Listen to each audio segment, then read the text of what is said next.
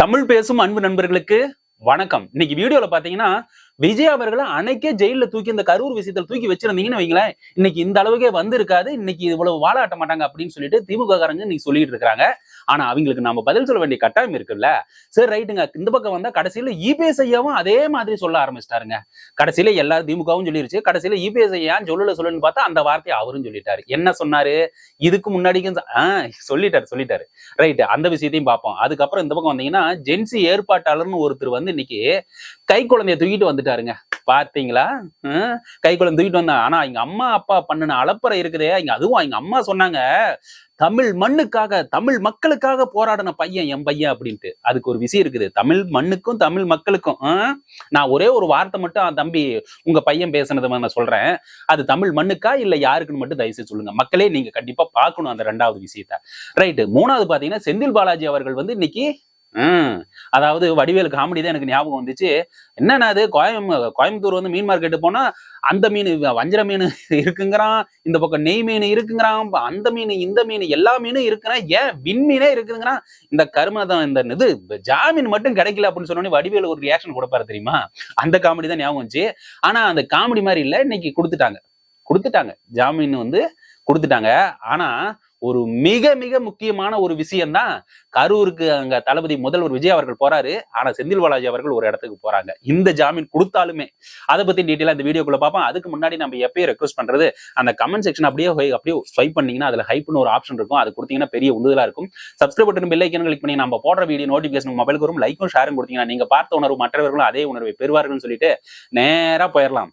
EPS ஐயா வந்து நீங்க பாருங்க, இப்ப மாவட்ட செயலாளர்கள் போறவங்க எல்லாம் போகட்டும், அதை பத்தி கவலையே கிடையாது. எதுக்கும் அஞ்சாத கட்சி இந்த இயக்கம், சாதாரண இயக்கம் கிடையாது. எம்ஜிஆர் அவர்களை வளர்த்தெடுக்கப்பட்ட இயக்கம். ஆமாங்க, எம்ஜிஆர் ஆனா எம்ஜிஆர் அவர்களோட கேரக்டர்ஸ் என்னன்னு தெரியாமையே நீங்க பண்ணிக்கிட்டு இருக்கிறீங்களே ஐயா.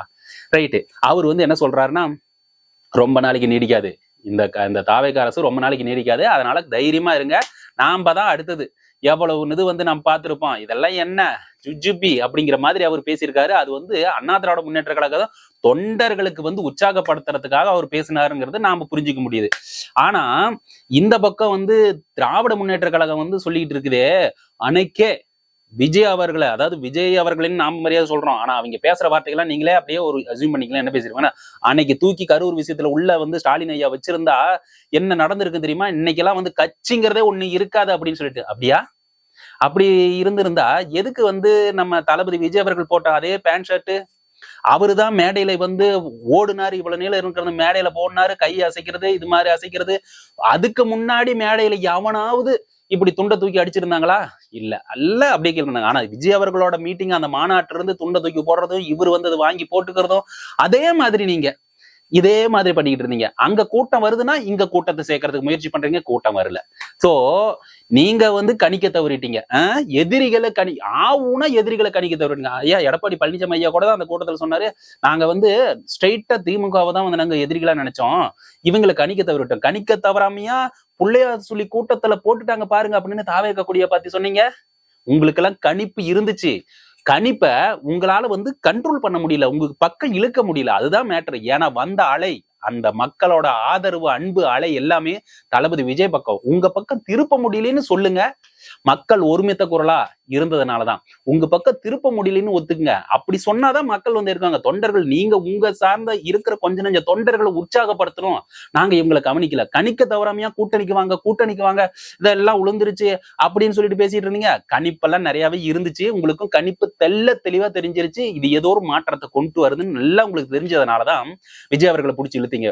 இபிஎஸ் ஐயா சொன்ன இந்த பக்கம் இருக்கிறவங்க என்னென்ன நெருக்கடிகளை கொடுத்தீங்க, அந்த மாநாடு நடத்தக்கூடாது, நீங்க கரூர் சம்பவ விசாரணையில கூட நாம பேசக்கூடாது, கரூர் சம்பவம் அந்த பக்கம் எடுத்துங்க.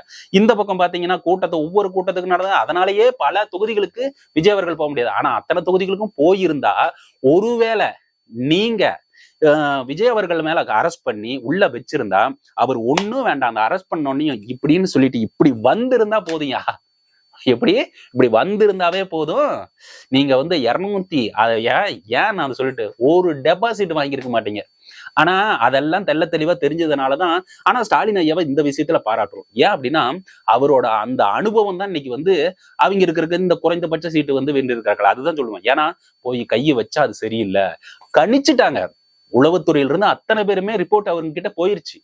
இது வேணாம்ப்பா, இது ஏதோ ஒரு மாதிரி போகுது, வேணாம், இவங்க ஜெயிக்கிறதுக்கு வாய்ப்பு இருக்குது அப்படின்னாலதான் ரொம்பவும் அடக்கி கரெக்டா போயிட்டு இருந்தாங்க. அதனாலதான் இந்த சீட்டு அவங்களுக்குள்ள கணிக்க தவறல, அந்த இதெல்லாம் நான் பேசல. அதனால நீங்க மீண்டும் மீண்டும் எதிரிகளை நம்ம கணிக்க தவறிட்டோம்.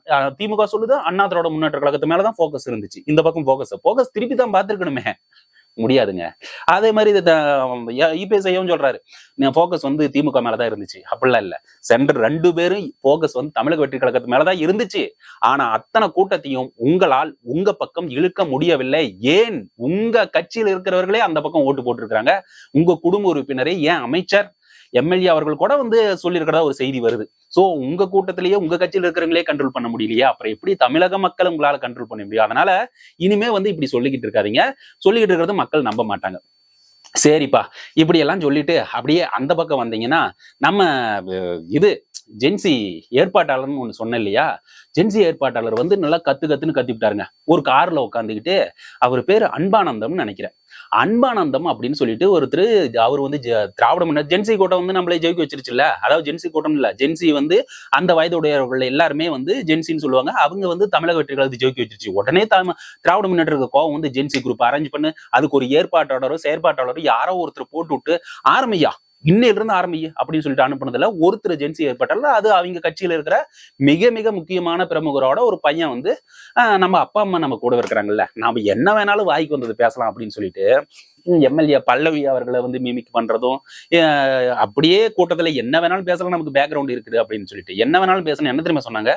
விஜய் அவர்கள் நீங்க வந்து என்ன, அவங்க அந்த ஏற்பாட்டால் கைது பண்ணிட்டாங்களே இன்னைக்கு கோர்ட்ல போகும்போது, அந்த விஷயத்த ஐயோ என் பையனை கைது பண்ணிட்டாங்க, நாங்களாம் எதுக்கும் அஞ்ச மாட்டோம், இது போலீஸ், இது மாதிரி கேஸ் எத்தனை பார்த்திருப்போம், அந்த அம்மா பேசுனது அலப்பறம் இருக்குதே, வாங்க பாத்துக்கலாம், நாங்க பார்க்காத கேஸா கோர்ட்டா, என் பையன் எதுக்கு அரெஸ்ட் ஆனா எதுக்குன்னு தெரியுமா உங்களுக்கு? அவர் வந்து தமிழ்நாட்டு மக்களுக்காக, என்ன மக்களுக்கு சொல்லுங்க, தமிழ்நாட்டு மக்களுக்கு, தமிழ் மண்ணுக்காக அவர் வந்து பையன் வந்து அரெஸ்ட் ஆயிருக்கிறான். எந்த தமிழ்நாட்டு மக்களுக்கு?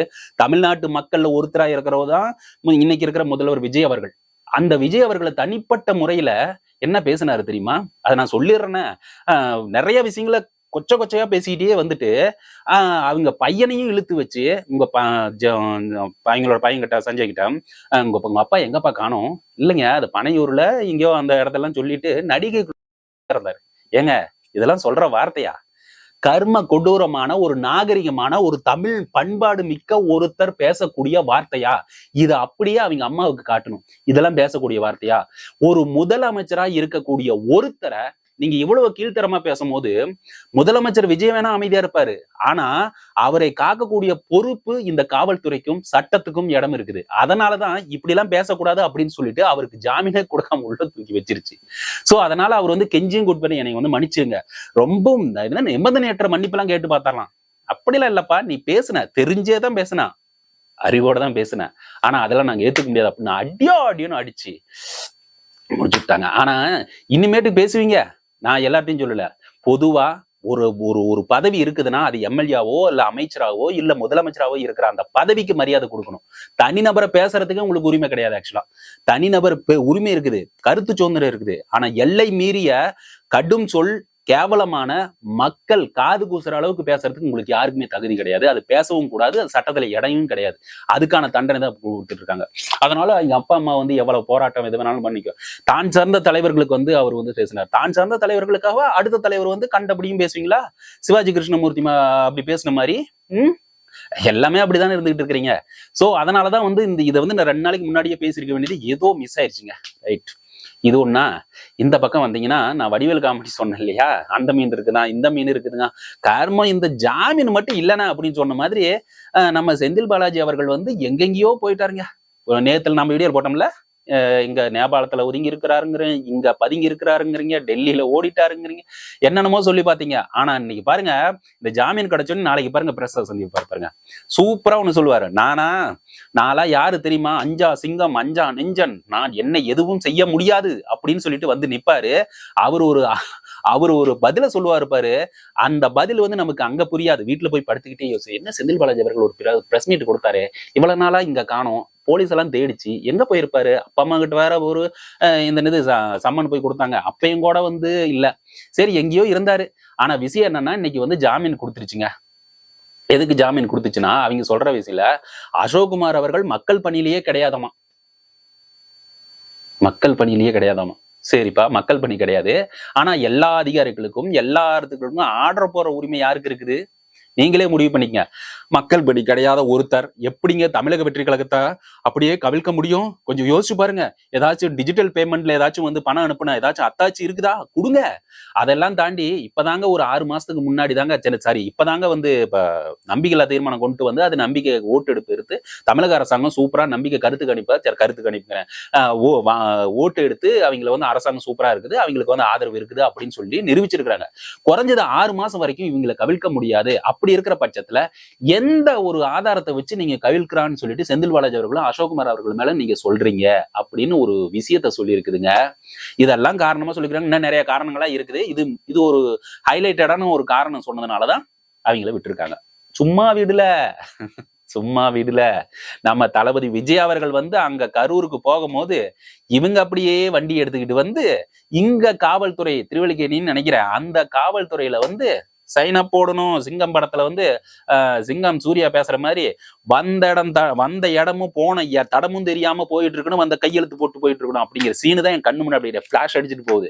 அதனால கரூர் அவர்கள் நம்ம முதல்வர் விஜய் அவர்கள் அங்க போகும்போது இங்க வந்து சைன் அப் போட்டு இவங்க வந்து அமைதியா போய் சென்னையில எங்கேயாவது இருந்துக்கணும். ஆனா நிறைய வந்து நம்மளோட யூடியூபர்ஸும் சரி, அரசியல் பேசுறவங்க அத்தனை பேருமே சொல்றாங்க இதெல்லாம் வெரி பிகினிங், ஜஸ்ட் பிகினிங்ப்பா. ஆனா இது மாதிரி நிறைய சம்பவங்கள், ஏன்னா அவங்களுக்கு தெரியாத சட்டம் ஒன்றும் கிடையாது அப்படிங்கிற மாதிரி. ஏன்னா இவங்களுக்கு வந்து நிறைய கேஸும் நிறைய வழக்குகளும் நிறைய இருக்குது. அப்படி இருக்கும்போது அவங்க எவ்வளவு பெரிய வல்லுநர்கள், எவ்வளவு பெரிய வக்கீல்லாம் அவங்க பக்கத்துல வச்சிருப்பாங்க. அவங்களுக்கு தெரியாத ஒரு சந்து பொந்தா சட்டத்தில் இருக்கிற ஓட்டைகளை எடுத்து வந்து ஜெயிக்க முடியாது. அதனால அவங்களுக்கு தெரியும். அதையும் தாண்டி தமிழக வெற்றி கழகம் இவ்வளவு பெரிய விஷயத்தை செஞ்சுக்கிட்டு இருக்குதுன்னா அது உண்மையிலே பாராட்டக்கூடிய விஷயம் தான். அதனால இது ஒரு பிகினிங்கா தான், ஆரம்பமா தான் இருக்கும். அவங்க சீக்கிரம் இன்னும் நிறைய விஷயங்கள்ல வந்து உள்ள போறதுக்கும் வாய்ப்பு இருக்குது, சில வழக்குகளை கொண்டு வருவதற்கும் வாய்ப்பு இருக்குது. அதே மாதிரி இவங்க சொன்னாங்க இல்லையா, திருநாவுக்கரசர் அத்தனை பேரும் பணம் கொடுத்தாங்கன்னு சொல்லிட்டு அந்த அப்ரூவரை இவங்க ஒண்ணுமே பண்ண முடியாது அப்படிங்கிற ஒரு விஷயம் சொல்றாங்க. பார்க்கலாம், நாளுக்கு நாள் வந்து ஒவ்வொரு விஷயமும் ஒன்னொன்னு வந்துட்டு இருக்குல்ல, ஒவ்வொன்றையும் பார்ப்போம். சோ எது ஒண்ணு எப்படி இருந்தாலும் நம்ம தமிழக முதல்வர் விஜய் அவர்கள் வந்து ஒரு அப்பழுக்கற்ற மனுஷன் மட்டும் என்னால சொல்ல முடியும். அதனாலதான் வந்து பணி நியமன ஆணையம் எடுத்துக்கிட்டு அங்க போக போறாரு, அவங்களுக்கு ஆறுதல். அதுக்கு மக்கள் நாம உறுதுணையா இருக்கணும். இன்னைக்கு கூட ஒரு கேஸ் போட்டு விட்டாங்க இல்லைங்க, அவசரமா விசாரிக்கணும் அப்படின்னு சொல்லிட்டு. ஏன்னா இவர் வந்து அங்க பணி நியமன ஆணையம் கொடுத்துட்டு அவங்க எல்லாம் மனசு மாறிடும்னா எப்படி மனசு மாறிடும்? ஒரு ஒரு இது விட்டுருங்க, ஒரு செப்பரேட் டாபிக்கா சொல்றேன். ஏதோ ஒரு கொலைகாரம் வந்து கொலை பண்ணிட்டான்னு வச்சுங்களேன், தெரிஞ்சே வந்து கொலை பண்ணிட்டானா அந்த குடும்பத்துக்கு போய் நேரா கொண்டு போய் இந்தப்பா ஏதோ தெரியாம அப்ப வந்து கொலை பண்ணிட்டேன் வாங்கிக்க அப்படின்னா அந்த குடும்பம் வாங்கிக்குமா? ஆனா அதே ஒண்ணு அந்த கொலைகாரம் மேல ஒரு அபாண்டமான ஒரு விஷயத்தை பழி சுமத்தும் போது அந்த மக்களுக்கு தெரியும், அந்த குடும்பத்துக்கு தெரியும் அபாண்டமான பாவையா அந்த மனுஷன் மேல நமக்கு தெரியும் யாரு என்னன்ட்டு, ஆனா இந்த மனுஷன் மேல பண்றாங்களே அப்படின்னு சொல்லிட்டு அந்த மக்களுக்கு தெரியும் போது அவர் கொண்டாந்த அந்த உதவிகளை ஏற்றுக்கொள்வார்களா மாட்டார்களா? அதை மட்டும் தயவு சொல்லுங்க. அது விஷயம் தான். நாம வந்து அந்த கதையை செப்பரேட்டா விட்டுருங்க. அதை இதை கூட கம்பேர் பண்றது உங்களோட விஷயத்துக்கே விட்டுறேன், உங்களோட விருப்பத்துக்கு விட்டுறேன். தான் இன்னைக்கு வந்து தமிழக முதல்வர் வந்து அங்க போறதை கொச்சைப்படுத்துவதற்காக இல்ல எது வேணாலும் பண்ணிட்டு போட்டோம், அங்க போகக்கூடாதுன்னு கங்கணம் கட்டிக்கிட்டு அலையிறாங்க யாரு? திராவிட முன்னேற்ற கழகம். அதுக்கு அப்படியே ஒப்புக்கு சப்பானி மாதிரி இங்க ஒரு ஆதரவு கொடுக்கறது நம்மளோட இது நாம் தமிழர் கட்சியை சேர்ந்த ஒருத்தர் வந்து அவசர வழக்கா விசாரிங்க, இவர் அங்க போகக்கூடாது, அங்க சாட்சிகளை கலைப்பாரு, இது கொடுக்கறதே வந்து சிம்பத்தி கிரியேட் ஆகும், இறக்க குணத்தை ஏற்படுத்தி அது ஒரு போக்கையே மாற்றும், வழக்கின் போக்கையே மாற்றும் அப்படின்னு சொல்லிட்டு அவசர வழக்கெல்லாம் விசாரிக்க முடியாது அப்படின்னு சொல்லிட்டு ஒரு விஷயத்த கோர்ட் வந்து நீதிமன்றம் சொல்லிருச்சு. அதனால எப்ப விசாரிக்குமோ அவங்க நீதிமன்றத்துக்கு போய் நம்ம ஆர்டர் போடுறது யாரு? ரெக்வஸ்ட் மட்டும் தான் பண்ணணும். நீதி அரசர்களுக்கு தெரியாததா? சோ அதனால வந்து கடவுள் சொல்றதும் சரி கடவுள் நினைக்கிறதும் நம்ம தளபதி விஜய் அவர்கள் செயல்களும் அப்படியே இருக்குதுன்னு சொல்லிட்டு இந்த வீடியோ முடிச்சுக்கிறேன். மறக்காம இது வரைக்கும் வீடியோ பாத்தீங்கன்னா லைக் ஷேர் கொடுத்தீங்கன்னா நீங்க பார்த்த ஒன்று மற்றவங்க அதே ஒன்று பெறுவார்கள். Subscribe button bell icon click பண்ணி நம்ம போடுற வீடியோ நோட்டிபிகேஷன் அவங்க மொபைல் வரும்னு சொல்லிட்டு விடைபெறுகிறேன். நன்றி, வணக்கம்.